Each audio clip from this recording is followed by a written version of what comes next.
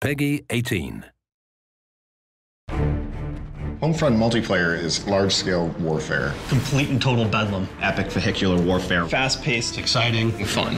Homefront multiplayer takes place during the occupation wars.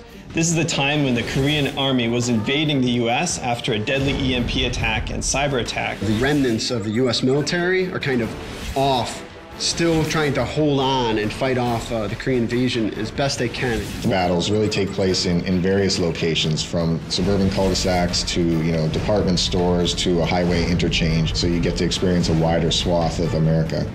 The multiplayer design goals really stems from wanting to build a large-scale warfare experience to really be the category leader in that audience. Make it accessible, make it intuitive, but most of all, make it a lot of fun. So you have infantry, you have drones, you have tanks, LAVs, helicopters, all those brought together in the battlefields. There's a lot of action going on. When you play Homefront, there's a tank rolling in, getting blown up, there's a helicopter overhead. We want to bring all those tools together into a really tight, cohesive package. What we're really trying to do is make the game play different than any FPS that you played before.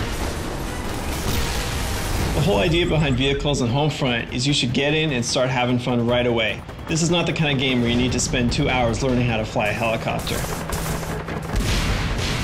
Battlepoints really gives us an in-game economy. So you're doing actions in the game, and every one of those actions is earning you points. So Battle Points basically allows us to put a price on each vehicle, to put a price on every special weapon.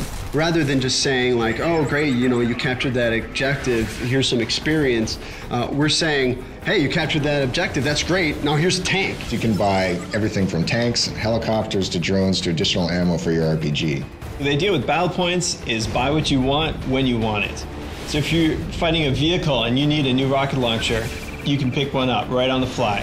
The near future setting for Homefront gives us the ability to bring in some near future technology like drones. What drones add to the game is a lot of new and interesting types of ways to fight your enemy and to fight them without putting yourself at risk. I may spawn in the game initially and deploy my recon drone, and I start marking different targets. Ground control, everyone races for these 3 objectives, and then when you capture an objective, you start gaining points.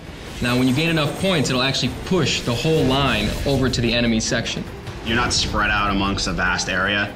You feel the infantry-style combat, that intense battle for the objective points, as well as have the epic vehicular warfare reigning in. Ground control is different from other objective-based game modes because you get to fight over new spaces. The objectives will move to different locations, and you'll have to use new strategies when you get to those areas. So in essence, you're not just playing on the same map for 12 to 15 minutes, you're playing on 2 or 3 different maps, because all the gameplay is localized around those objective points. And as players start earning points, you're going to start seeing some tanks on the field, some helicopters. The battlefield evolves in a way that you see something different every minute that you're playing.